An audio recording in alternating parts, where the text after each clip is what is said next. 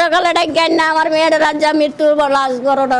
চট্টগ্রাম নগরী ফয়েজ লেক চিড়িয়াখানার প্রবেশ মুখে অবস্থিত রয়্যাল পার্ক নামের একটি আবাসিক হোটেল থেকে এক দম্পতির লাশ উদ্ধার করেছে আকবর্ষা থানা পুলিশ। সোমবার 1 জুন সকাল 11টার দিকে তাদের লাশ উদ্ধার করে পুলিশ। তারা হলেন কোতোয়ালি থানা এলাকার বাসিন্দা মোহাম্মদ রিপন ও সোনিয়া আক্তার।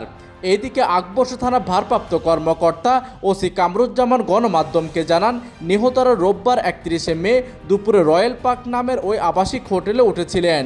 সোমবার তাদের লাশ উদ্ধার করা হয়। তারা সম্পর্কে স্বামী স্ত্রী। প্রাথমিকভাবে ধারণা করা হচ্ছে পারিবারিক কলহের জেরে তারা আত্মহত্যা করে থাকতে পারে।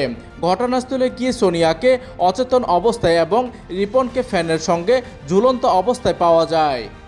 আমরা ধারণা করছি যে তাদের এই যে পারিবারিক বিভিন্ন কলহ মনোমালিন্য বা হতাশা থেকে তারা এখানে দুজনেই আত্মহত্যা করে থাকতে পারে। তারপরেও আমরা তাদের লাশ আমরা ইতিমধ্যে আমাদের সিআইডির এক্সপার্ট টিম, পিবিআইয়ের এক্সপার্ট টিম সহ আমাদের ঊর্ধ্বতন কর্মকর্তারা ঘটনাস্থল ভিজিট করেছেন। এইদিকে মরদেহ দুইটি উদ্ধার করে ময়নাতদন্তের জন্য চট্টগ্রাম মেডিকেল কলেজ হাসপাতালে মর্গে পাঠানো হয়েছে। ময়নাতদন্তের প্রতিবেদন পাওয়ার পর মৃত্যুর প্রকৃত কারণ জানা যাবে বলে জানিয়েছে পুলিশ। তবে নিহতদের পরিবারের দাবি, ঘটনাটি যে কারণে ঘটুক না কেন এর সুষ্ঠু ও নিরপেক্ষ তদন্ত হওয়া প্রয়োজন।